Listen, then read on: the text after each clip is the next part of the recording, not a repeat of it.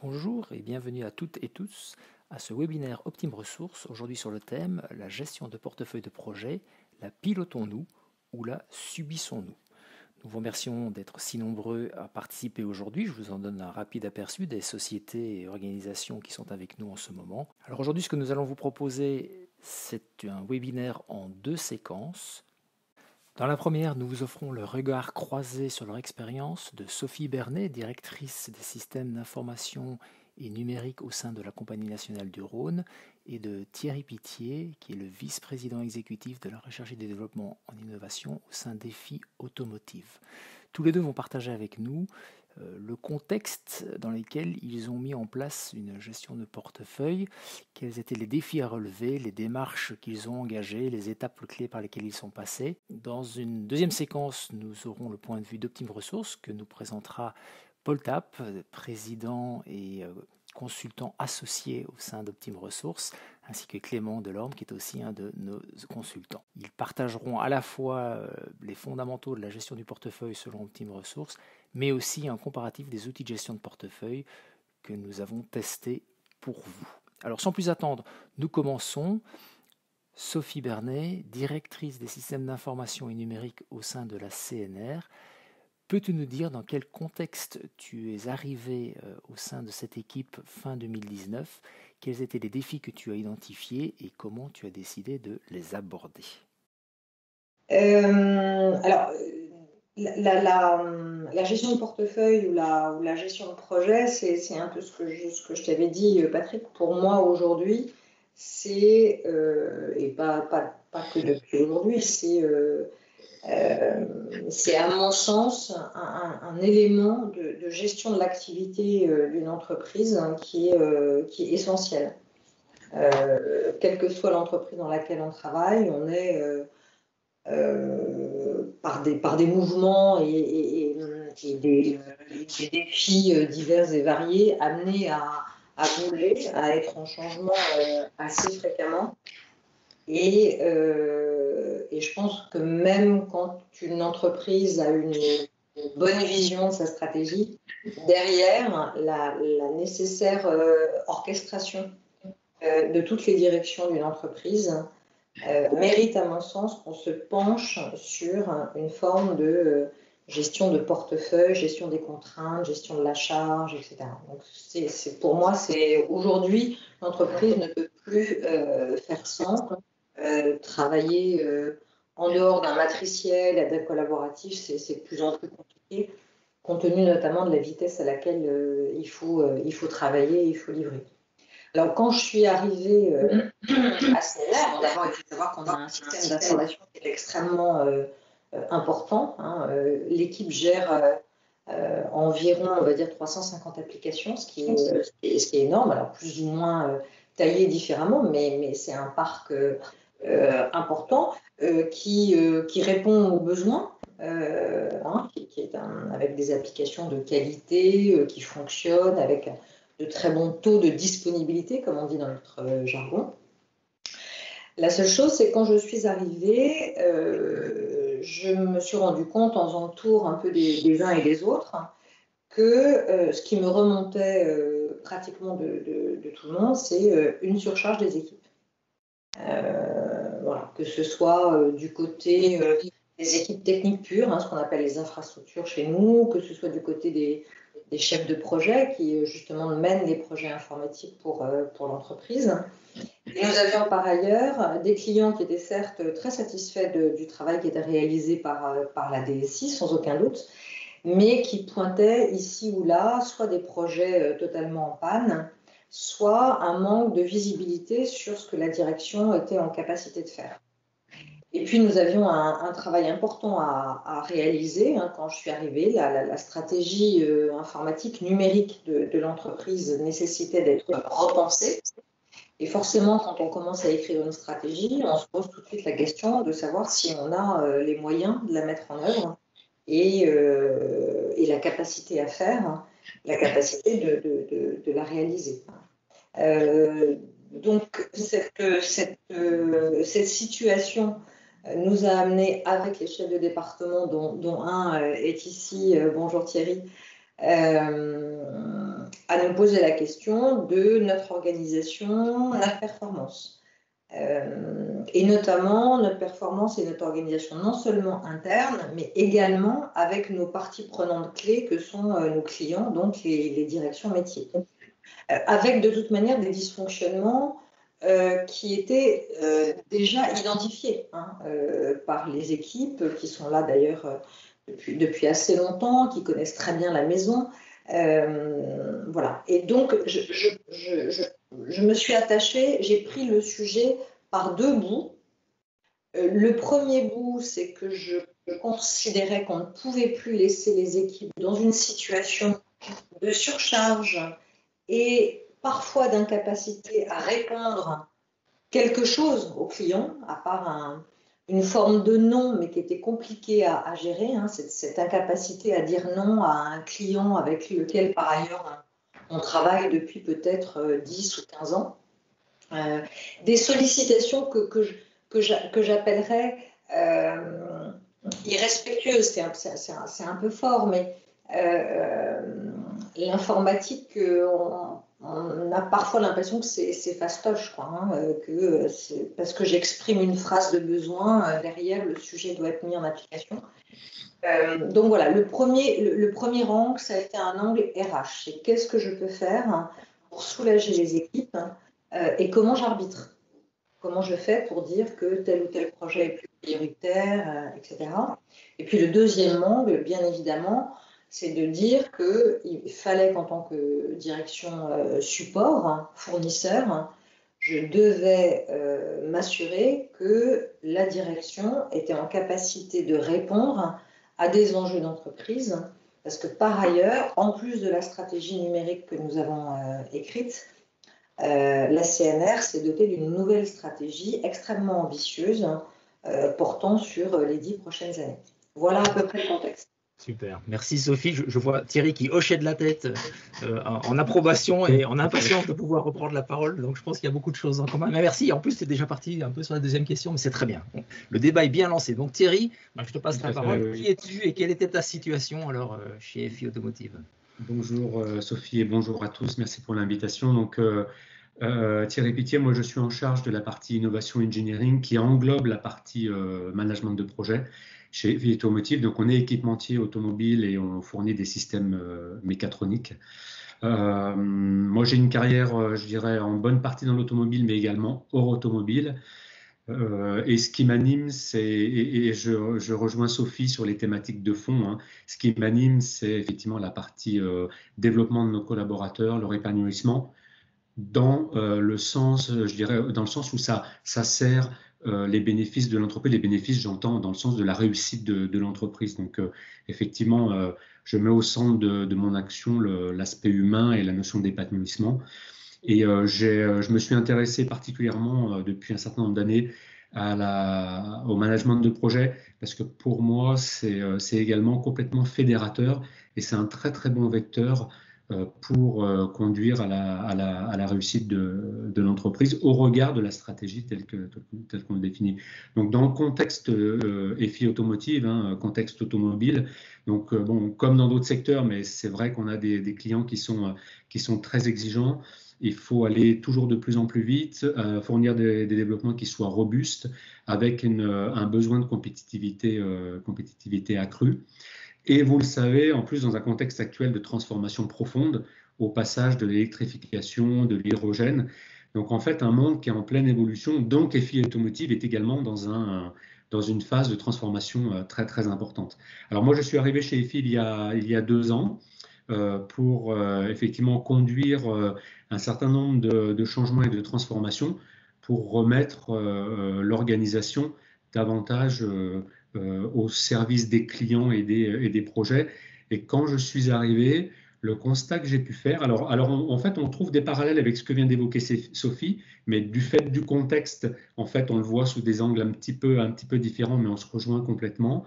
Et ce qui ressortait énormément chez FI, c'était une forme d'insatisfaction vraiment unanime, mais dans le sens où les équipes étaient convaincues qu'ils pouvaient faire mieux, plus vite, mais qu'on avait besoin de changer un certain nombre de choses pour y arriver.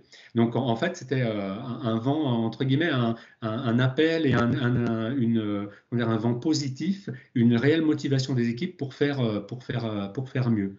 Donc en fait, avec des choses qui ont été évoquées plus explicites, hein, comme comment travailler davantage ensemble, d'un point de vue produit, d'un point de vue process, et tout au long de la chaîne du développement, que ce soit depuis l'innovation jusqu'au projet que l'on appelle applicatif, donc c'est la mise en série, hein, donc une notion de décloisonnement, puisqu'effectivement, les équipes s'étaient petit à petit mises dans un mode où on se recentre sur soi-même et on oublie qu'on travaille pour un projet. Donc ça ressortait également très, très, très, très fort. Et autre point qui est ressorti comme levier d'amélioration fort, c'est comment aller plus vite dans la prise de décision, comment la rendre plus claire et comment également pouvoir respecter les décisions qui sont prises dans la durée sans les remettre en cause systématiquement. Et autre thématique forte qui est ressortie également, c'est la notion de priorisation. Quel est le jeu de priorité, comment les priorités sont définies, et également la notion de responsabilisation, puisque en fait on était dans un mode collaboratif à l'extrême, et donc sans avoir une réelle responsabilisation des différents acteurs sur des domaines qui soient précis. Et du coup, en résumé, l'enjeu principal de la transformation que nous avons engagée il y a 2 ans, c'était de passer d'une situation où les métiers étaient davantage centrés sur leur métier pour passer sur un mode projet où l'ensemble des contributeurs de l'entreprise, en fait, sont orientés vers la réussite de l'entreprise au regard des ambitions et des objectifs stratégiques de l'entreprise pour servir les clients et d'arriver effectivement, in fine, à une notion de le succès, c'est un succès collectif au niveau de l'entreprise. Donc voilà le contexte et les enjeux dans lesquels on est confronté et sur lesquels on a initié un plan de transformation au niveau de FI Automotive. D'accord, merci Thierry, très intéressant. Continuons avec toi. Alors, qu'est-ce que vous avez mis en œuvre alors face à ces défis, face à ces constats que tu viens de partager? Qu'est-ce que vous avez fait? Donc par rapport à ces constats, on a déjà au niveau de la direction d'entreprise, on a été à l'écoute des équipes et on a décidé de mettre en place un réel plan de transformation pour justement tenir compte de ces retours et sortir de ce niveau d'insatisfaction notamment. Donc on a lancé un projet qui s'appelle GET, hein, Global Engineering Transformation, pour effectivement mener à bien cette transformation, donc accompagné par Optime Ressources en l'occurrence. Et ce projet s'est voulu justement collaboratif et à l'écoute des équipes. Donc on a impliqué l'ensemble des acteurs qui interviennent dans les projets de développement, que ce soit R&D, achat, qualité, commerce. Et on a mis tout le monde autour de la table et on a effectivement, au travers de brainstorming, de groupes de travail et de sessions de partage, on a identifié nos forces et les points d'amélioration et on a convenu ensemble des priorités que l'on allait travailler. Donc on a fait ressortir en fait qu'il y avait 5 thématiques majeures pour nous améliorer et également, je ne l'ai pas cité, mais on s'était aussi fixé un objectif ambitieux de se dire on peut probablement faire 25% de projets en plus sans pour autant augmenter nos effectifs. Donc c'était aussi une conviction des équipes en se disant on peut vraiment faire mieux si on travaille mieux ensemble. Donc en fait, les 5 thématiques qu'on a identifiées nous ont amené notamment à 2 chantiers en lien directement avec la notion de gestion de portefeuille.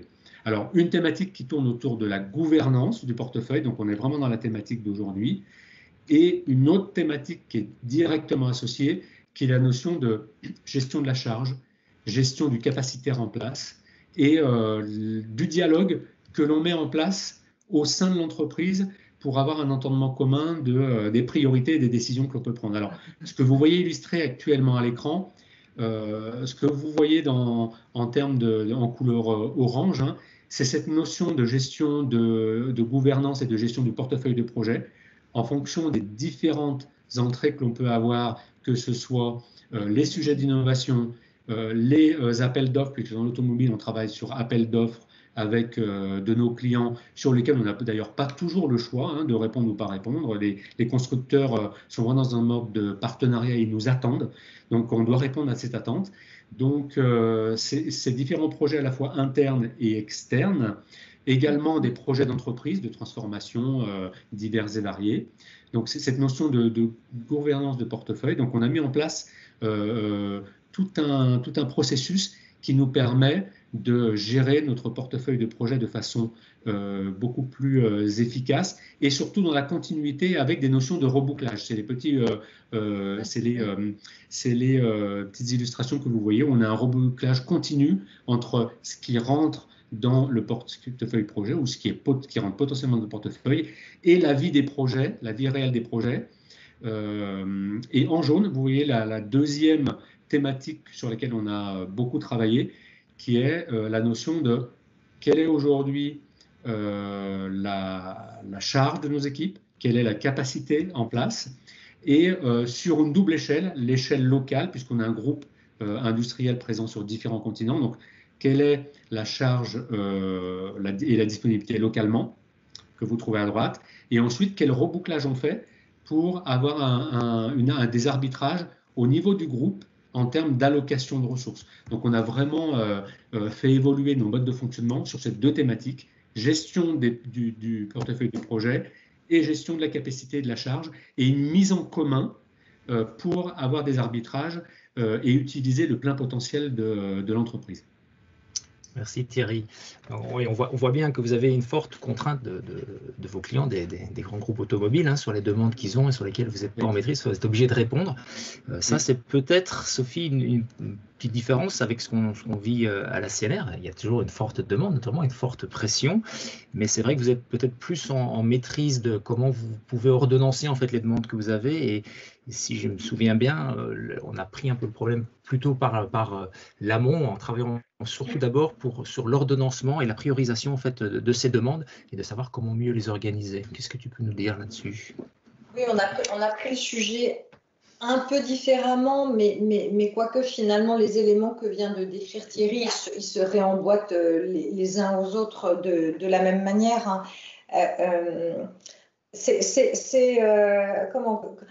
Un boulanger, il connaît sa capacité à faire. Okay, il sait qu'il faut qu'il se lève à 4 h du matin et il sait qu'entre 5 h et 7 h 30, il a le temps de faire, je sais pas, 700 baguettes ou 7000, j'en sais rien, mais voilà. Et nous, on ne savait pas.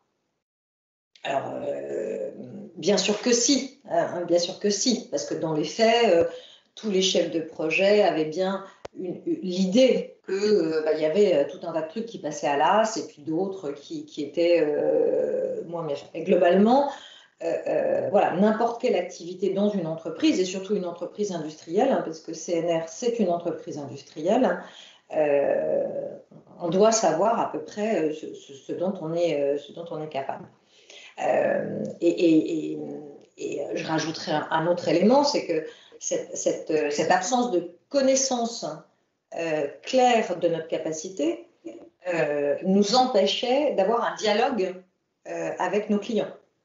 Un dialogue à la fois avec nos clients, mais également avec le directoire, nos directeurs généraux et la présidente. D'abord, est-ce que vous êtes au bon endroit, au bon moment? Est-ce que vous investissez sur les bons projets, déjà? Et puis, qu'est-ce qui fait que sur ce projet, vous n'y êtes pas, etc. Donc, on avait une sorte de constat, mais assez flou finalement. Et donc, ce que j'ai voulu, c'est rationaliser le constat. Donc, on a d'abord commencé à identifier notre capacité à faire. Et puis, on a également ensuite, avec l'ensemble des chefs de projet et les collaborateurs concernés, on a essayé d'identifier aussi la nature des projets sur lesquels nous étions en train de travailler. Donc, on a fait à la fois une analyse quantitative et une analyse qualitative, quel type comment on dépense notre charge, en fait. Il faut savoir qu'il y a un élément important aussi, enfin, tout est systémique. Alors bon, une fois qu'on a dit ça, on n'a pas dit grand-chose, mais quand même, tout bouge. C'est que la particularité de l'entreprise CNR, c'est une particularité que je connais bien, c'est que les gens sont là depuis très longtemps. Ils se connaissent.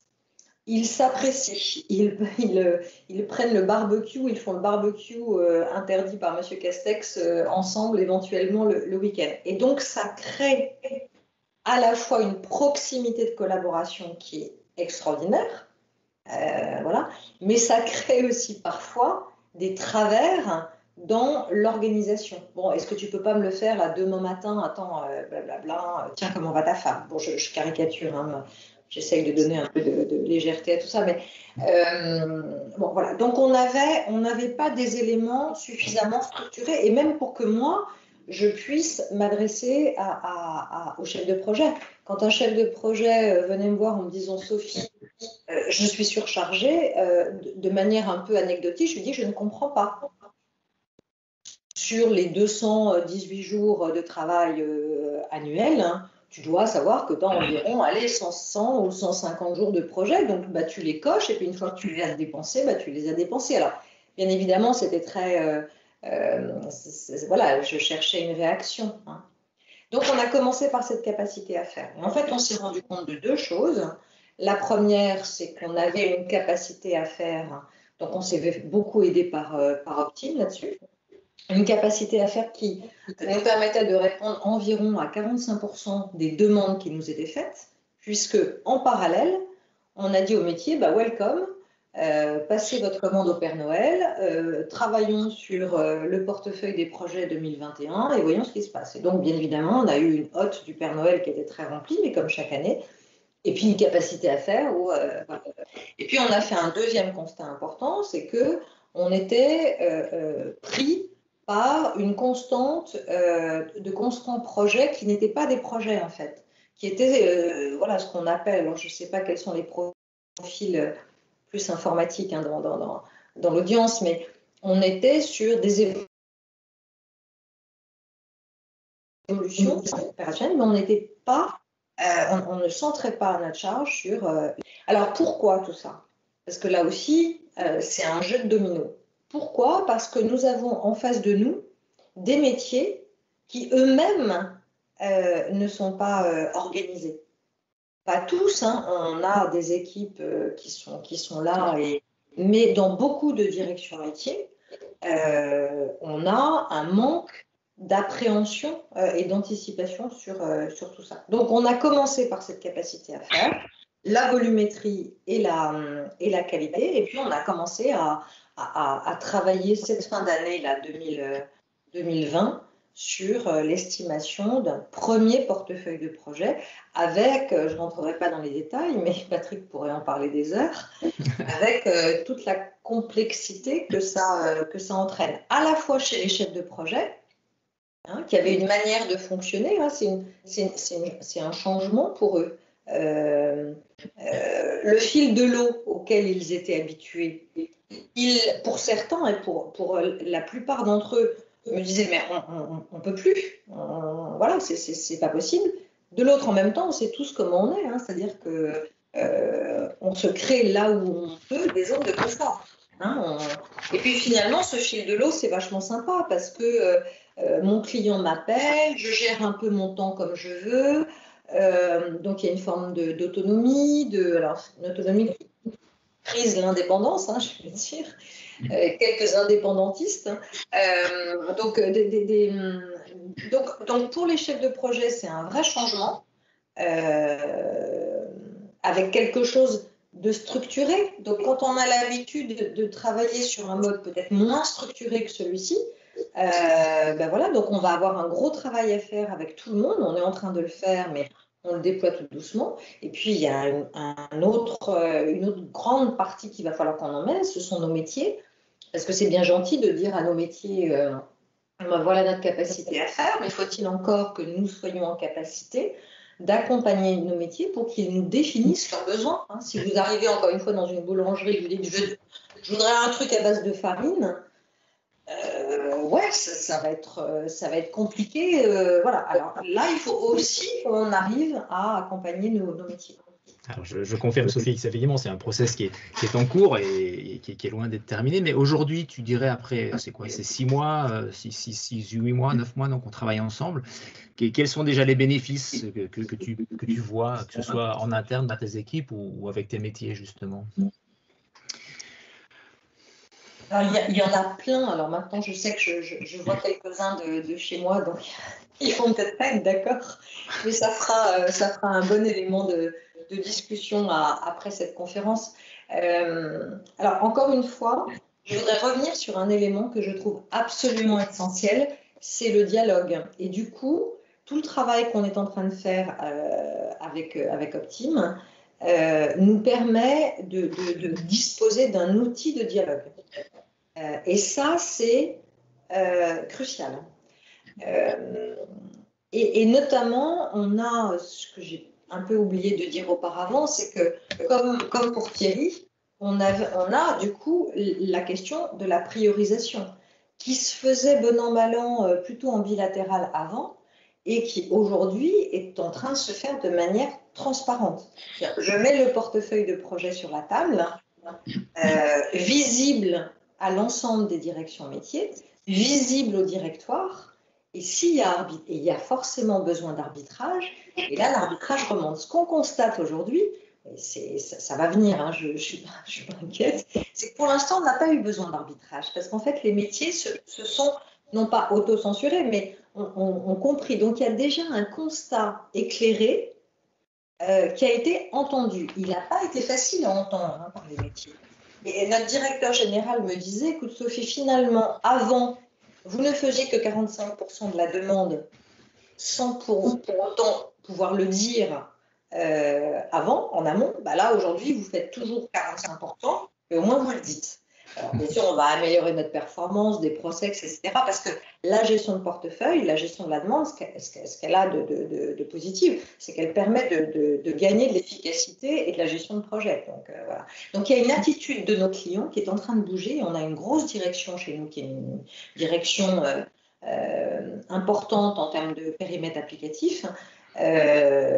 Qu'on aurait pu imaginer un peu réticente à ce travail et qui en fait est en train de plonger. Patrick, je crois, a fait une réunion très constructive hier avec eux et qui est en train de plonger. Et bon, là aussi c'est le jeu de domino, hein. Si on a 2-3 directions qui plongent, ça va, bon, normalement ça devrait bien fonctionner. Il y a un autre élément que je souligne également à tout le monde, c'est que moi, si je ne suis pas organisée sur mon portefeuille, finalement, je désorganise toute la chaîne. Je m'explique. Comment je fais pour structurer mon budget? Parce que c'est bien gentil, mais je fais un budget, mais je le fais comment? Donc j'ai des CAPEX, mais est-ce que je dépense correctement mes CAPEX? Ben non, hein, visiblement, quand je suis arrivée, ce n'était pas le cas. Et puis encore une fois, est-ce que je les dépense sur les bons sujets? De la même manière, si je suis saisie par mes métiers un peu au fil de l'eau, du coup, moi, je vais saisir non seulement mes équipes en interne au fil de l'eau, mais je vais saisir aussi l'ensemble des directions internes avec lesquelles je travaille, par exemple la direction des achats, au fil de l'eau. Donc en fait, la démarche, elle est vertueuse, pas simplement pour les collaborateurs, les clients, la direction, mais pour l'ensemble des parties prenantes avec lesquelles on travaille. Voilà, donc voilà les premiers effets que je constate. Merci Sophie. Oui, je peux te confirmer, effectivement, on les voit, mais c'est un process qui est en cours. Thierry, je voulais te poser la même question, mais juste avant, j'avais une petite question pratique. Si Dominique peut nous remettre ton slide, tu avais des petits robinets dans ton schéma, et en fait, Oui. on m'a dit, mais c'est quoi ces robinets? Donc peut-être que tu peux donner en un mot l'explication. Oui, tout à fait. Donc effectivement, les petits robinets, hein, c'est bon là je dois le crédit à Paul notamment sur l'image. En fait c'est justement c'est les instances, enfin, et c'est le pilotage que l'on fait du portefeuille. Ces flèches qui remontent en amont nous disent que quand on est sur la partie jaune, donc des comités d'arbitrage au niveau des ressources en fonction de la capacité, on fait une remontée d'informations sur les entrées du portefeuille pour plus ou moins ouvrir les vannes de nouveaux sujets que l'on va prendre. Donc l'idée vraiment de ces robinets, c'est de montrer qu'on a une approche qui est proactive et de pilotage, de gouvernance des sujets que l'on met dans le portefeuille. C'est vraiment c'est l'essence même de tout le travail que l'on a fait. Ouais. Vous autorisez à diminuer le flux quand ça ne passe pas à un certain moment. Exactement, et de faire des arbitrages entre les différentes entrées, que ce soit effectivement les entrées clients ou les projets qui soient d'innovation ou internes.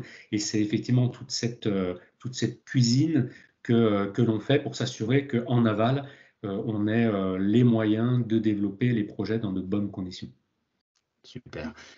Et donc, quels sont les bénéfices que toi, tu vois déjà chez vous, dans tes équipes, par rapport à ce que vous avez commencé à mettre en place?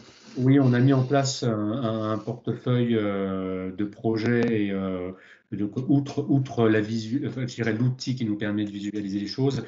Comme le disait Sophie, en fait, ça nous permet déjà d'avoir une vue partagée, un entendement commun de notre portefeuille, il est constitué de quels projets. Parce que même si ça peut paraître surprenant, je pense qu'avant cela, personne n'avait une réelle vue exhaustive de l'ensemble des projets que l'on a en développement. Et en plus, on est déployé en Chine, aux États-Unis, en Turquie, en France. Donc avoir une vue d'ensemble et la partager, ça a déjà été un pas significatif pour se rendre compte de tout ce que l'on a en cours. Ça permet également de mettre en relief sous différents angles, qu'ils soient financiers, charges, risques. Donc ça nous permet effectivement de nous imprégner davantage de quelle est la vie réelle de notre portefeuille de projets et comment ça se passe dans la réalité. Donc c'est une façon de le voir. Alors, ça nous a également obligés à redéfinir c'est quoi les clés de priorisation. Et en gros, quand on s'est posé la question c'est quoi un projet important pour EFI? Eh bien, en fait, on a pris un peu de temps et on s'est mis autour de la table plusieurs fois avec notamment des facilitateurs qui sont aujourd'hui en ligne pour nous aider à comprendre c'est quoi un projet important pour EFI. Et suite à ça, donc du coup, de l'expliciter aux équipes. Et du coup, vous comprendrez que avec tout ce que j'ai évoqué avant, aujourd'hui, ça nous aide à faire des arbitrages qui sont beaucoup plus pertinents. On arrive à prendre des décisions prendre des décisions plus rapidement, puisqu'on a une profondeur de champ par rapport à notre portefeuille de projet qui est beaucoup plus importante.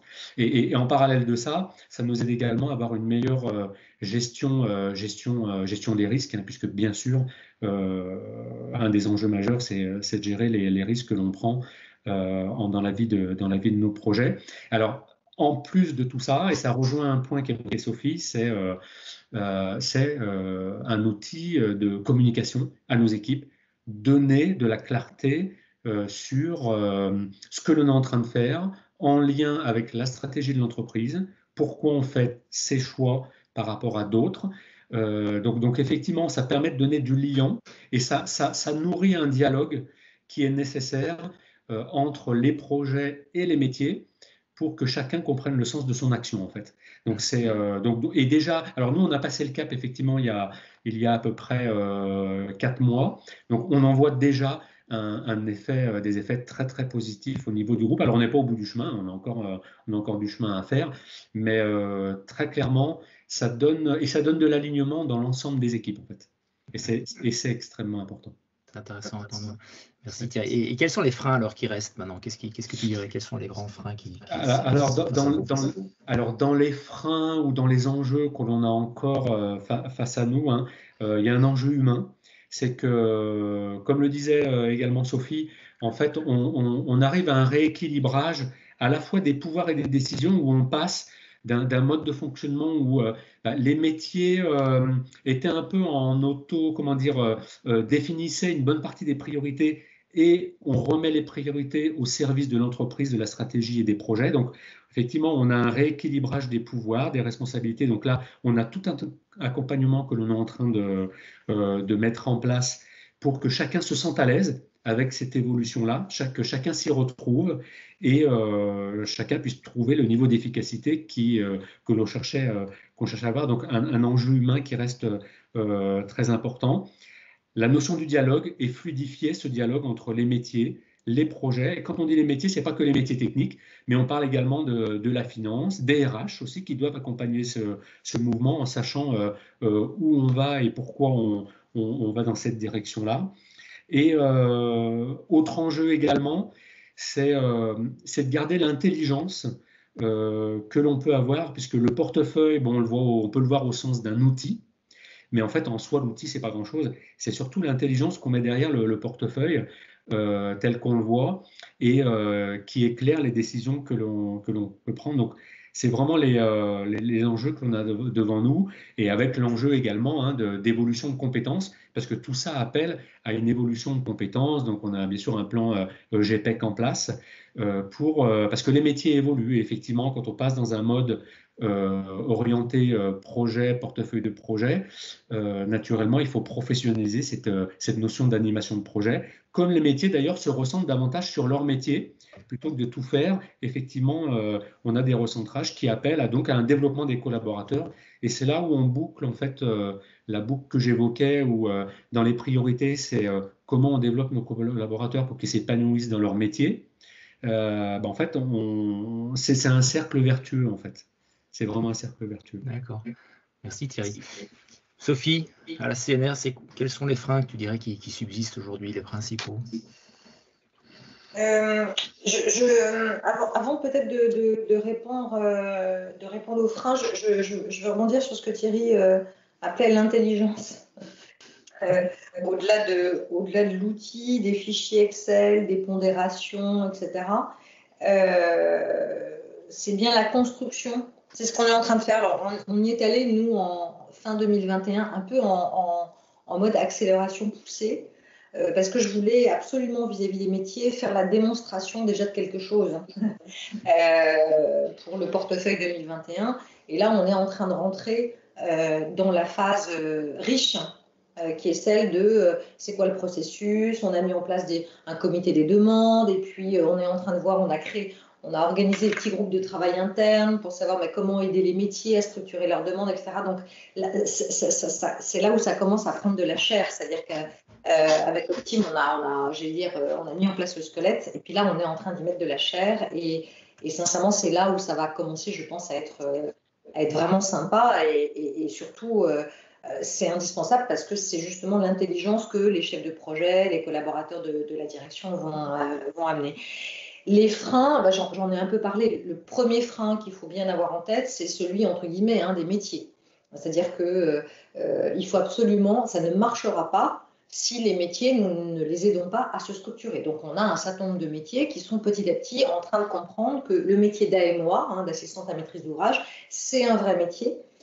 Et qu'il faut le staffer, que ce soit en interne, en externe, par des prestataires, etc. On a par exemple une direction financière qui vient de se staffer avec une personne en AMOA, qui est aussi un profil PMO, et donc le bonheur absolu pour nous, qui nous a sorti une feuille de route sur 2 ou 3 ans. Alors là, pour nous, c'est la panacée, c'est formidable. Donc ça, c'est le premier frein, mais c'est pas un frein. Un frein, c'est un truc qui est bloqué.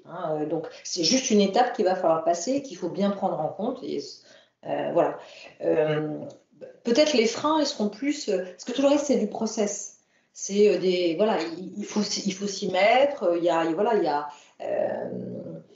les premiers comités des demandes, personne n'est vraiment prêt, etc. Donc, mais tout ça, c'est pas grave, c'est la vie. On apprend à marcher en marchant. Et puis, moi, je suis toujours très favorable à la politique des petits pas. Pas de révolution, ça sert à rien. Enfin, pas de nos jours. C'est plus pour moi, c'est passéiste. Donc, politique du petit pas. Et puis voilà. Non, je pense que le plus gros enjeu, je préfère parler d'enjeu que de frein, c'est vraiment on va changer une partie des modes de travail.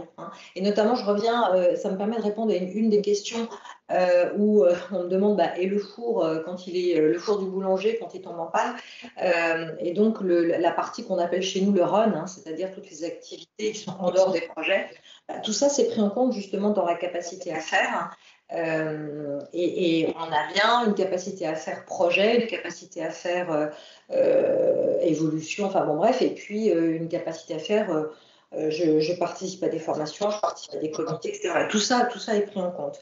Bien évidemment, il faut que ce soit pris en compte. Après, selon les métiers, on a justement cette activité de run permanente qui est plus ou moins importante et qui va se gérer de manière différente par rapport aux activités. Par exemple, pour nos chefs de projet qui livrent de nouvelles applications, on a un truc qui s'appelle le MCO, le maintien en condition opérationnelle, ou les petites évolutions.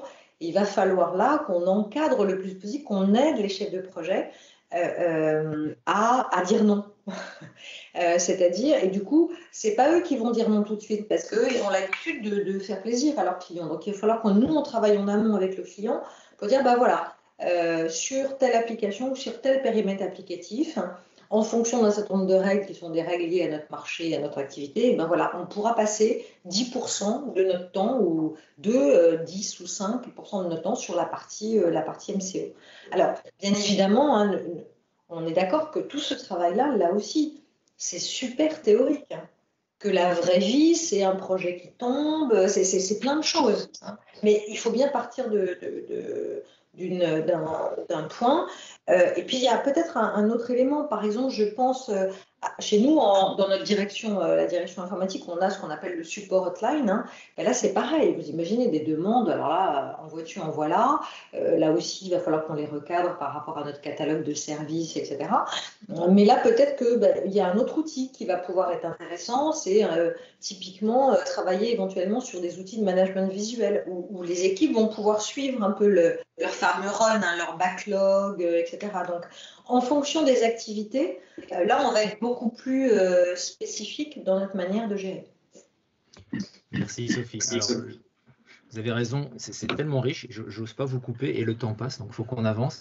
Je vais juste poser une question avant qu'on donne la parole quand même à Paul, un peu sur la vision d'Optime, parce que je la trouve qui est bien et sur laquelle je pense que tous les deux vous pouvez bien répondre, et ça lancera déjà un peu les questions-réponses. Alors comment est-ce que vous avez concilié la mise en place d'une transformation comme celle dont vous parlez et la continuité opérationnelle justement de l'entreprise? Donc la vie réelle dont tu parlais, Sophie, et face à tout ce besoin de transformation. Comment est-ce que vous avez concilié ça? Je ne sais pas qui veut commencer. Moi, je peux démarrer. Hein, si, on a concilié les deux. Moi, je suis partie du principe qu'il fallait à la fois un accélérateur, parce qu'une direction informatique sans portefeuille de projet, voilà, c'est une boutique sans liste de commandes claire. Donc, voilà, donc il me fallait un levier accélérateur et un levier gain de temps. Et c'est la raison pour laquelle, fin d'année, je suis plutôt allée chercher un cabinet externe pour accélérer cette transformation, justement pour ne pas trop faire peser sur les équipes l'objet même de la transformation. Mais la DSI, elle est en train de bouger sur ce sujet, mais sur d'autres aussi. Donc, on a aussi, du coup, dans notre capacité à faire, identifier les chantiers de transformation, par exemple. Ça, c'est indispensable. Mais l'enjeu, c'est de protéger, de préserver au maximum les équipes et les chefs de projet qui sont concernés. C'est vrai que pendant que les travaux ont lieu, la boutique, elle est toujours ouverte. Donc ça veut dire qu'il y a un petit peu de temps à passer sur la transformation. Et donc, on l'a inclus dans la capacité à faire. Ouais. Ok, merci Sophie. Thierry? Côté FI, effectivement, je peux peut-être compléter et donner l'expérience que l'on a eue. Donc, nous également, on a fait appel à Optime pour nous servir à la fois d'accélérateur et également avoir un regard extérieur, puisqu'on a un point commun également avec CNR, c'est que chez FI, la majorité de nos équipes sont chez nous depuis longtemps et sont monoculture.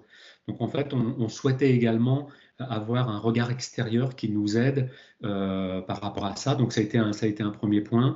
Autre élément par rapport à ce que l'on a vécu, c'est que les équipes étaient tellement demandeuses qu'en fait, on a eu plus de volontaires en fait, qu'on avait potentiellement de place pour travailler sur les thématiques. Donc du coup, c'était une bonne nouvelle. On a redéployé sur plusieurs groupes de travail pour diluer effectivement la charge, parce que naturellement, travailler sur des transformations en parallèle de l'activité de tous les jours, c'est un vrai challenge. Donc on a réussi à redéployer. Et après, naturellement, au niveau management, on a bien sûr considéré dans la charge de nos équipes le fait qu'il y avait une partie du temps à allouer à ce plan de transformation, et donc des choix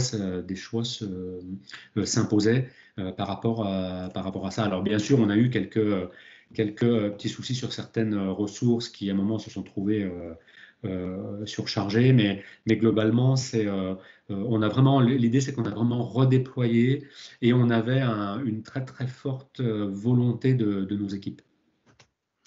Tout grand merci Thierry, Sophie. Désolé de vous couper parce que c'est très riche, on continuera encore des heures, mais je vais donner la parole. Donc encore merci, on garde les questions, on va voir si on a le temps, on va voir si Paul fait vite ou s'il mange aussi tout le temps, si on répondra encore quelques questions. Mais comme vous dit, on les garde, donc n'hésitez pas à les poser, on reviendra dessus de toute façon. Et Paul, je te laisse préciser notre point de vue optime sur le sujet. Voilà, donc merci encore, vraiment c'était super. Donc je pense que je vais être rapide avec Clément, on va être rapide parce qu'en fait vous avez déjà dit beaucoup de choses, donc on va aller vite, mais globalement ce qu'on souhaite avec Clément vous présenter, c'est globalement les processus fondamentaux pour maîtriser la gestion de portefeuille, et puis Clément en particulier va vous montrer aussi, et pour répondre peut-être à la question qui a été posée par Stéphane Gourdet, quel type d'outils. Il y avait eu plusieurs questions sur des outils. Donc, on va vous montrer quelques outils qu'on peut préconiser et qu'on peut utiliser pour mener ces transfos. Alors, du coup, si on peut passer à la question d'après, à la page d'après, pardon, de Mitty. Voilà, super. Alors, je vais présenter, on aime bien utiliser une sorte d'entonnoir, on a enlevé les traits parce que c'était vraiment un peu simpliste l'entonnoir de gauche, mais quand même on aime bien imaginer que globalement, en règle générale, dans nos mondes aujourd'hui et dans la plupart des entreprises avec qui on travaille, globalement, il y a plutôt une grosse pression à l'entrée avec beaucoup de gens qui ont beaucoup de besoins. Que ce soit des clients ou des besoins internes, ça peut être donc pour des SIN à la CNR ou pour l'engineering en développement de projet. On a globalement pas mal d'idées de développement, et puis on a une capacité à faire qui n'est pas aussi grande que ça. Donc on a un étranglement, un goulot d'étranglement qui se fait, etc. Donc en fait, on va raisonner à partir de là, puisque finalement, ce qui est pour nous important, et vous connaissez, pour ceux qui connaissent Optime, vous savez qu'on utilise beaucoup les jeux et la pédagogie ludique avec des simulations, etc., on le montre très bien, c'est-à-dire que si vous envoyez un peu trop de projets dans un tuyau, eh bien, vous allez immobiliser globalement votre système, vous allez créer ce qu'on appelle un bouchon sur l'autoroute. Voilà, moi, aux vacances de Pâques, j'ai peur que les Lyonnais, on va pas pouvoir partir en vacances, donc les bouchons, il va peut-être pas y en avoir, mais le principe de quand on met trop de demandes dans une capacité à faire limitée, eh bien, on crée des bouchons. Et donc, on a une petite simulation que Clément va vous commenter tout à l'heure. Alors, peut-être la page d'après d'abord, avant de revenir sur cette page. La première logique que l'on utilise, c'est on regarde en fait les ressources on a donc ici, on a pris un exemple de quelqu'un qui est présent aujourd'hui d'ailleurs, qui n'est ni CNR, ni DSIN, ni FI, qui va se reconnaître, je pense. Et on a juste pris cet exemple pour dire que finalement, quand on a une problématique de priorisation, on regarde tous les projets par rapport à leur contribution au but. Alors ça paraît un peu bizarre, parce qu'en général, on dit juste la priorité, ou le budget, ou le ROI, mais ça ne suffit pas. En fait, on va vraiment regarder la contribution au but, d'abord parce que ça peut ne pas être que monétaire. Ça peut être de la valeur qui n'est pas monétaire, ça peut être répondre à une législation, ça peut être répondre à un métier qui en a absolument besoin pour des raisons X ou Y, mais qui ne va pas se transformer en argent. Bref, c'est la contribution au but.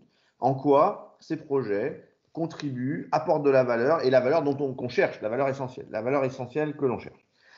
Et puis, deuxième échelle qui est peut-être moins intuitive, c'est quand on a repéré les ressources contraintes, eh bien, c'est l'impact de ces projets sur les ressources contraintes. C'est-à-dire qu'en fait, évidemment, on ne peut pas travailler à ressources infinies. Vous savez, pour ceux qui viennent de l'industriel, pendant longtemps, on a fait des systèmes de gestion industrielle qui travaillaient à ressources infinies. On était capable de tout prendre. Ben, ça crée quelques problèmes.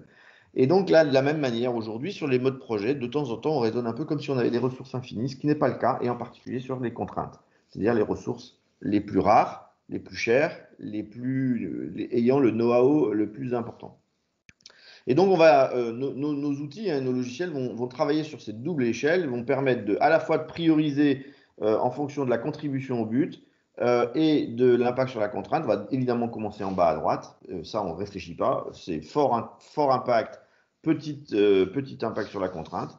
Ensuite, on va continuer en restant sur les projets contribuant au but de manière importante. Et puis là, potentiellement, on va pomper tout le reste de la ressource. Alors, pas toujours, on espère, et auquel cas, on va aller sur la troisième bulle, où on va là, c'est là où en général, on fait les choix. En fait. C'est là où on fait les choix. C'est là, en général, là, pour prendre le cas qu'on avait présenté à un autre webinaire, qui était un vrai petit déjeuner, celui-ci, avec Olot, un petit coucou à Thibaut. Donc, c'était là que se faisaient les priorités. En général, c'est là qu'on est obligé de dire qu'est-ce qui va passer aujourd'hui ou qu'est-ce qui passera demain. Et les priorités 4, en général, doivent attendre et elles ne pourront pas être réalisées dans le court terme. Vous avez un exemple à droite avec des ressources où on voit qu'en fonction des ressources critiques, eh bien, on va devoir lisser ces charges de ressources critiques parce que de toute façon, ça ne sert à rien de se raconter des histoires, ça ne passera pas. Et donc, si vous donnez aux ressources du terrain la responsabilité de gérer tout seul à leur niveau, vous les mettez, en surcharge, vous les mettez dans une situation très inconfortable, parce que c'est elles, à leur niveau, qui doivent dire non ou qui doivent décevoir leurs clients. Et donc, notre responsabilité, votre responsabilité de manager, c'est de les aider à faire des choix et de ne pas les mettre en situation de ne pas pouvoir répondre à leurs clients.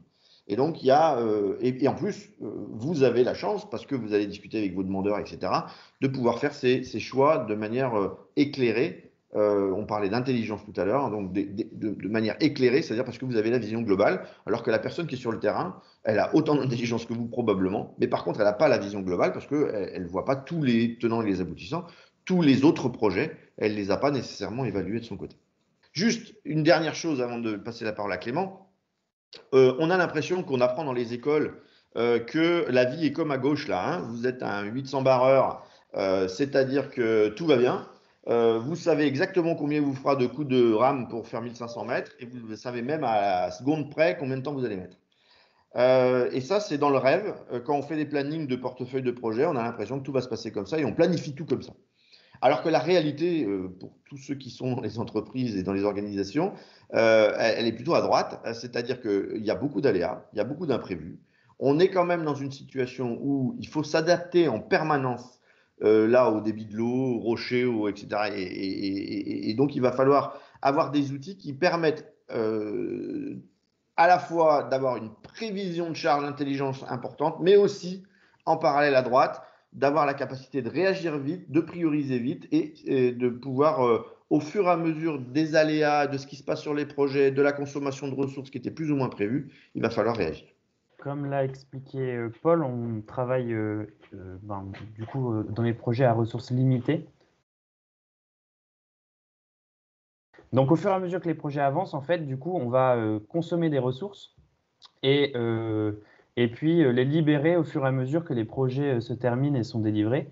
Et donc tout l'enjeu, en fait, va être d'être capable de pouvoir arbitrer correctement les ressources dont on dispose entre les projets.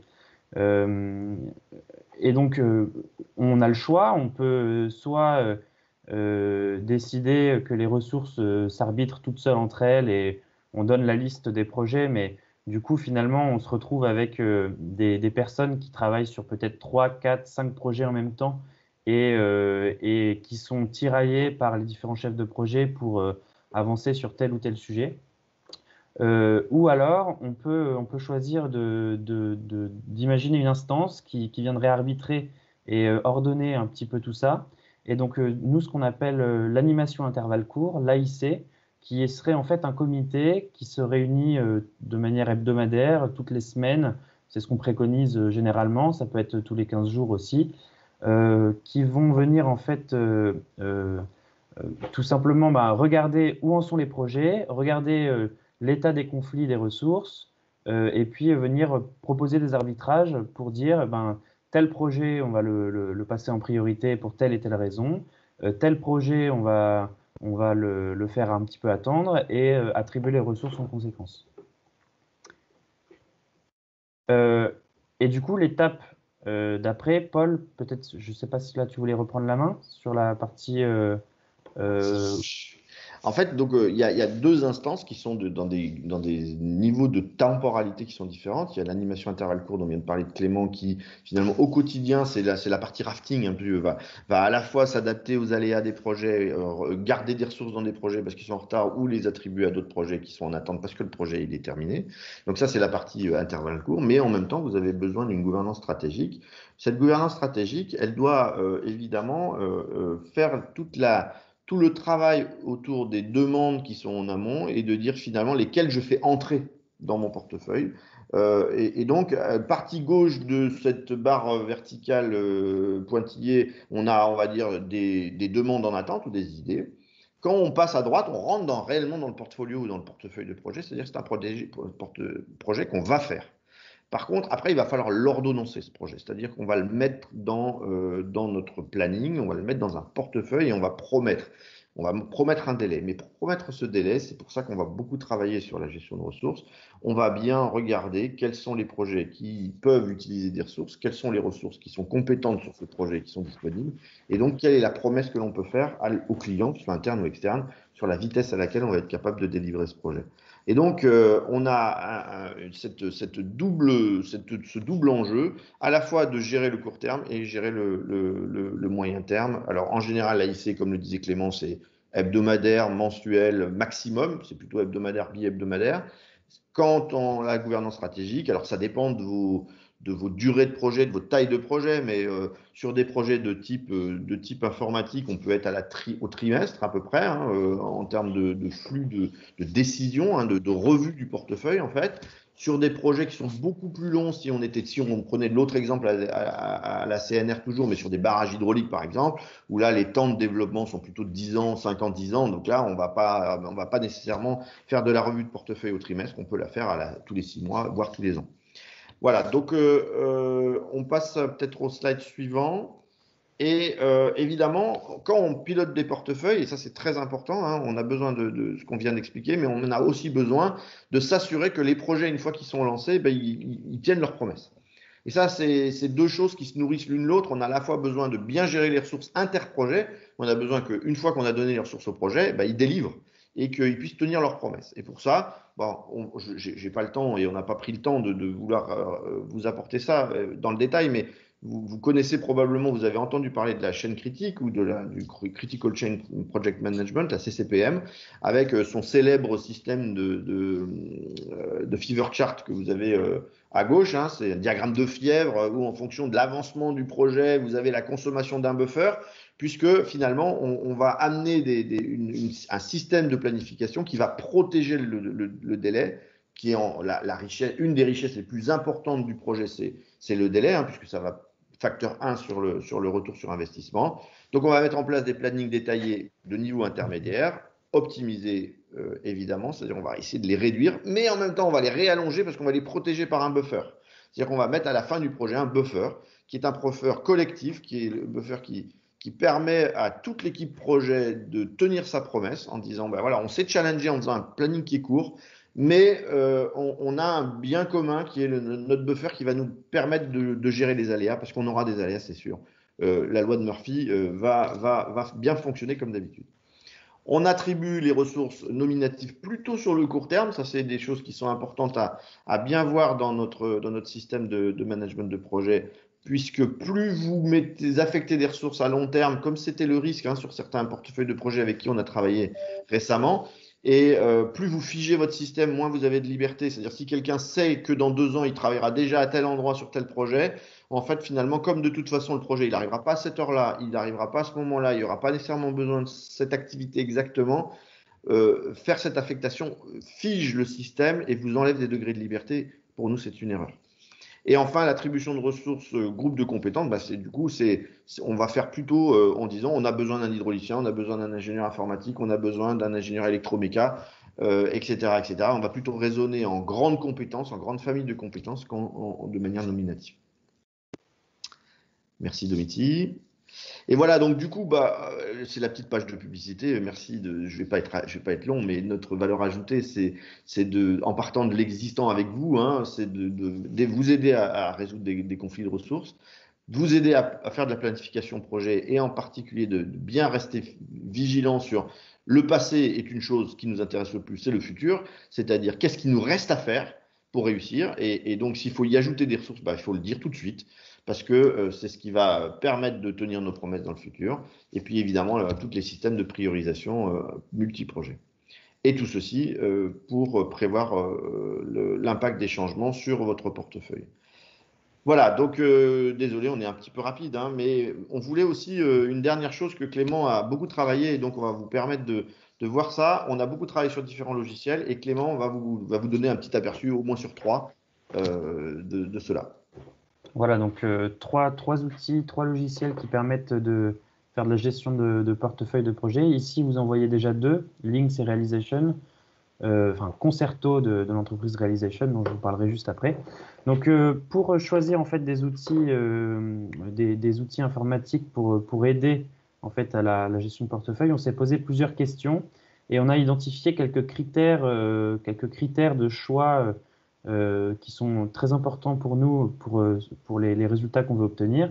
Premier critère, ce serait la capacité du logiciel à gérer en même temps la planification à l'échelle d'un projet et en même temps à gérer la planification entre les projets à l'échelle du portefeuille. Parce qu'on est convaincu que le seul ordonnancement, on va dire, du portefeuille n'est pas toujours suffisant si on n'est pas capable de planifier aussi à l'échelle d'un projet correctement ces projets individuellement, quoi. Au niveau de cette gestion de projet, comme on est un cabinet de conseil passionné par une théorie qui s'appelle la théorie des contraintes et notamment une de ses conséquences en gestion de projet qu'on appelle la Critical Chain Project Management, la gestion de projet par la chaîne critique, on a aussi voulu des logiciels qui soient capables de gérer les 2 modes de gestion de projet, un mode standard où on va aller gérer ces projets de manière un peu standard, voilà, et plutôt un mode en termes de gestion aussi de projets en chaîne critique qui va du coup nous permettre d'utiliser les outils comme le Fever Chart, de placer des buffers devant les dates à protéger à l'intérieur du planning. Donc voilà, on voulait pouvoir avoir ces 2 options-là. Le deuxième critère, ce serait la capacité à affecter, comme expliquait Paul, des ressources à plusieurs niveaux, à un niveau nominatif dans les tâches, mais aussi d'être capable d'affecter les ressources comme une entité dont on a besoin à l'intérieur d'un groupe métier ou de compétences. Et puis le dernier critère, c'était la capacité du logiciel à faire des scénarios de simulation et d'ordonnancement du portefeuille, et du coup d'être capable, en fonction des ressources qu'on a identifiées comme contraintes, de lisser les ressources à travers les projets pour que ces ressources contraintes ne soient jamais, par exemple, à plus de 100% de leur capacité, tout projet confondu, et du coup d'aller proposer des scénarios d'ordonnancement des projets les uns par rapport aux autres en fonction de ces critères, mais aussi en fonction de critères de priorité, de priorisation entre les projets qui seraient extérieurs, et du coup on viendrait attribuer une note, voilà, de priorisation. Donc on a principalement testé et travaillé avec 3 logiciels que je vais vous présenter maintenant. Donc on a un logiciel qui s'appelle Lynx, qui est édité par une entreprise des Pays-Bas. On a Concerto de l'entreprise Realization, qui est un logiciel américain, et ProChain, donc là c'est un éditeur britannique, il me semble, ProChain Solutions, qui est en fait à la base un add-on de MS Project, donc un petit add-on qu'on vient ajouter sur MS Project, mais qui a aussi une solution complète développée pour la gestion de portefeuille. Donc ce qu'on peut voir déjà, c'est que ces 3 logiciels répondent déjà aux 3 premiers critères qu'on a fixés juste avant, qui sont la planification à l'échelle d'un projet du portefeuille, l'affectation des ressources à plusieurs niveaux, la simulation d'ordonnancement du portefeuille. Tout ça, ils sont capables de le faire. En fonction également hein, des options choisies par rapport au prix et aux options qu'on prend au niveau de ces logiciels. Et du coup, la différence va se fixer plutôt sur les points suivants. Donc, on a des systèmes d'interface qui sont différents entre les trois logiciels. Au niveau de Lynx, on va être plutôt sur un client local, plus des données stockées en SaaS, mais il y a quand même un petit client à installer sur son ordinateur, même s'il y a une version web qui est en développement. Au niveau de Concerto, on va être complètement basé sur le web via un site internet. Et au niveau de ProChain, donc on a une relation très forte entre MS Project et ProChain. Donc c'est très bien pour les entreprises qui ont déjà investi dans une solution MS Project, mais Microsoft Project, mais du coup ça peut être un frein aussi parfois quand on n'a pas forcément de Microsoft Project chez soi, de passer directement sur ProChain, quoi. Au niveau de l'ergonomie, donc on va dire l'interface utilisateur, on pense que par rapport à nos tests, par rapport à l'expérience qu'on a emmagasinée, on trouve que Lynx est un tout petit peu en dessous des deux autres, que Realization et ProChain sont un petit peu plus aboutis en termes d'ergonomie, d'intuition dans les actions à faire. Mais voilà, on utilise Lynx de manière active tous les jours chez plusieurs de nos clients et c'est pas non plus un frein très important. La capacité à gérer des portefeuilles complexes, on voulait en parler un tout petit peu. Lynx va être plutôt adapté pour des portefeuilles, on va dire, de taille moyenne, une cinquantaine jusqu'à une centaine de projets, mais avec des projets aussi de taille moyenne à l'intérieur. Et quand on va vouloir utiliser des projets, mener des projets un peu plus gros, on va plutôt aller se pencher sur le Realization ou ProChain, sachant que Realization, par exemple, est déjà utilisé par Boeing, par des très grosses entreprises avec plusieurs milliers de salariés pour gérer la conception d'avions, de choses comme ça, quoi. Après, en termes de prix, on va être sur quelque chose de bien plus avantageux au niveau de Lynx, qui fonctionne par location de licence, on va dire, alors que Realization et ProChain, ça va tout de suite être un investissement un peu plus important. Voilà, donc à réfléchir aussi en fonction de ses besoins. Voilà. Ouais. Donc je dirais, en fonction des entreprises, on préconise plutôt Lynx comme première solution et comme solution aussi rapide à mettre en place, rapide à déployer pour gérer ensuite des portefeuilles de taille moyenne, on va dire. Et puis, si on a besoin de faire un très gros investissement derrière et qu'on en a la capacité, on peut passer sur des choses un peu plus importantes comme Concerto. Voilà. Merci Clément. Okay. Merci beaucoup. On n'a malheureusement plus le temps de prendre des questions, hein, je pense, de Mitty, donc on va être obligé de... Pour les questions, on va vous redire, on a pas mal, je pense que l'intervention de Paul et Clément ont répondu à pas mal de questions. Et comme on vous l'a promis, on va garder ces questions. Peut-être, justement, Patrick, merci d'avoir partagé déjà le lien vers votre feedback en fait sur ce webinaire et en profiter si vous avez des questions qui sont toujours d'actualité de peut-être nous les partager. Sachez que donc le prochain webinaire sera sur le sujet de la coopération. Comme vous l'avez compris, on est un peu convaincu que la coopération fait partie de la performance et vous l'êtes certainement aussi.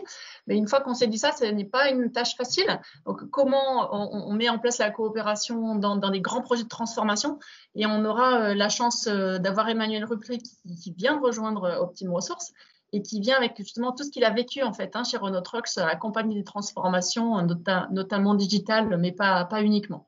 Et pour toutes les personnes qui sont comme nous déjà un peu toquées ou qui veulent être un peu plus, que vous soyez de n'importe quel secteur, vous êtes concerné par la théorie des contraintes, si vous souhaitez découvrir cette approche qui permet en fait justement d'analyser la performance de son entreprise grâce à cette logique que vous avez vu aperçue sur la gestion de projet, sur où est ma contrainte et comment je mets en place le système autour, et puis aussi qu'on appelle des thinking processes ou les arbres de réflexion, l'arbre du but, l'arbre des causes, l'arbre des prérequis, qui permettent vraiment de rendre explicite l'implicite et d'embarquer les personnes. Donc, ce sont des outils qu'on utilise de plus en plus, qu'on utilise très souvent, dès qu'on peut.